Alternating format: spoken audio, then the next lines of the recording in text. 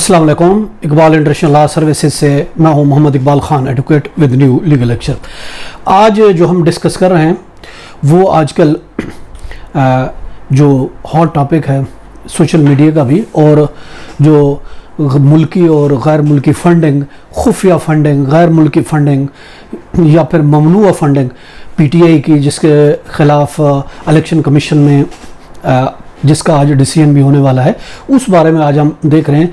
PTI Tehreek Insaf के खिलाफ गैर कानूनी तौर पर फंड रेजिंग के बारे में आज हम देखते हैं। कुछ टीवी चैनल्स और कुछ मीडिया में लफ्ज़ इस्तेमाल हो रहा है गैर मुल्की फंडिंग, और कहीं इस्तेमाल हो गया है का ममनुआ फंडिंग। आज हम देखते हैं कि ममनुआ फंडिंग, फंड रेजिंग और गैर मुल्की फंडिंग में क्या फ़र्क है और क्या इसका करेक्ट लफ्ज़ है और लॉ इस बारे में क्या कहता है, वो ज़रा आज हम इसके बारे में देखना चाहते हैं। देखें, जहाँ तक फॉरेन फंडिंग की बात है, फॉरेन फंडिंग वो होता है जो मुल्क की सलामती के खिलाफ इकट्ठा किया गया। फॉरेन फंडिंग के हिसाब से अगर हम देखते हैं, हमारा वो कॉन्स्टिट्यूशन में उसका जिक्र है, आर्टिकल है 17 का। 17 और 17(2) में ये लिखा हुआ है कि जो भी पार्टी होगी वो मुल्क की सलामती के खिलाफ, उसकी सवर्जनिटी, उसकी इंटेग्रिटी के खिलाफ नहीं होगी, और उसकी जो मुल्क की सवर्जनिटी है वो प्रोजुड्यूस नहीं की होगी।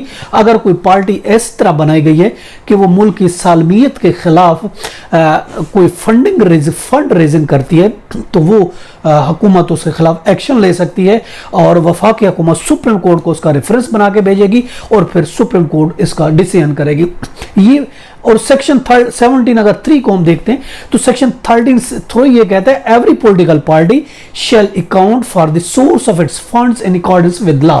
17(3) में ये कहा गया कोई भी पार्टी जो फंड रखेगी वो अकॉर्डिंग टू लॉ होगी, लॉ के खिलाफ कोई फंड रेजिंग नहीं करेगी, और अगर करेगी तो that will be against the integrity, जो कि सेक्शन 17(2) में दिया गया है। तो उस पर वफाकी हुकूमत को यह अख्तियार है कि वो उसके खिलाफ रेफरेंस भेजे सुप्रीम कोर्ट में, सुप्रीम कोर्ट डिसाइड करे। ये है फॉरेन या मुल्क की सवर्जनिटी के खिलाफ फंड रेजिंग किसी भी सियासी पार्टी का।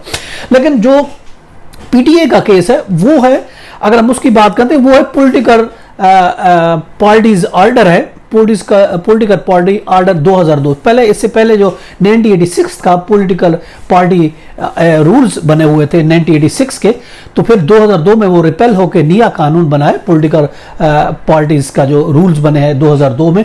वो अगर हम देखते हैं वो उसका सेक्शन 6 है। उसका सेक्शन 6 ये कहता है confiscation of the prohibited fund, कि अगर कोई प्रोहिबिटेड फंड कोई पार्टी रेज करती है, उसके हम वर्डिंग मैं आपको जरा पढ़ के बता रहा हूं। वो वर्डिंग ये है कि आर्टिकल 6 उसका कहता है प्रोहिबिटेड पार्टीज जो ऑर्डर है, जो रूल्स हैं 2002 के, उसका 6 ये कहता है कि where the election commission decide that the contribution or the donation as a case may be accepted by the political parties are prohibited under clause 3 of article 6, it shall subject to the notice to the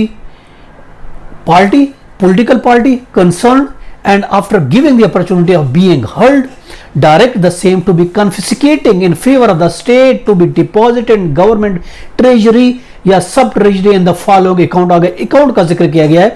अगर election commission ये समझती है कि कोई party ने जो contribution की है वो प्रोहिबिटेड है अंडर सेक्शन 3 जो पॉलिटिकल पार्टीज का ऑर्डर है उसके खिलाफ है, अगर तो उसको, अगर उसको पता चलता है कि ये उसके खिलाफ उसने कंट्रीब्यूशन की है या उसके खिलाफ उसने डोनेशन लिए, तो उस पैसे को कॉन्फिस्केट कर सकती है।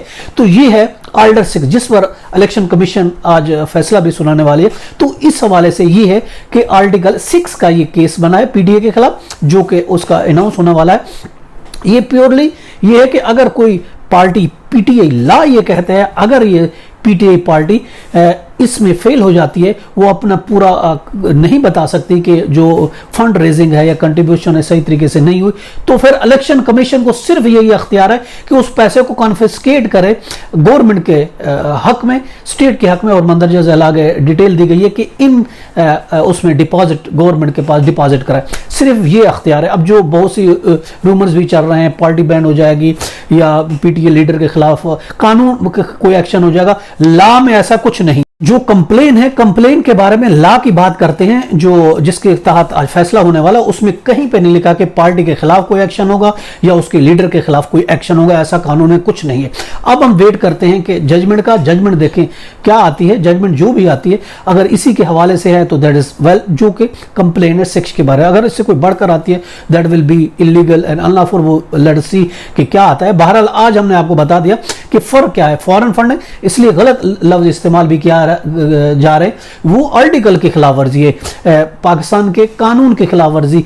ये जो है आर्टिकल 6 है जो इसका पॉलिटिकल पार्टी रूल्स के खिलाफ वर्जी। अगर वो किसी मुल्क की सालमियत, वो एक अलहदा चैप्टर है, वो पाकिस्तान का आइन है, सेक्शन 2 के तहत उस पर कार्रवाई की जा सकती है। जबकि ये केस जो है सेक्शन 72 आर्टिकल पाकिस्तान का नहीं है, पाकिस्तान के कॉन्स्टिट्यूशन का नहीं है, बल्कि ये पॉलिटिकल रूल्स का केस है, अंडर सेक्शन 6 है, आर्टिकल 6 है ऑफ द पॉलिटिकल ऑर्डर्स। ये था आज का हमारा lecture, what is the difference between the foreign funding and ममनुआ फंडिंग, प्रोहिबिटेड फंडिंग।